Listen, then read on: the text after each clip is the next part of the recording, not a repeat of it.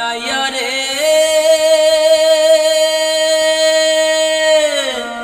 ভাটির দেশে যাও যদি তুমি হিজল তলির হাটে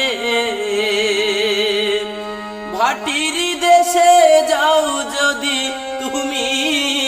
হিজল তলির হাটে সেথায় আমার ভাইজান থাকে আমার কথা বইল তাকে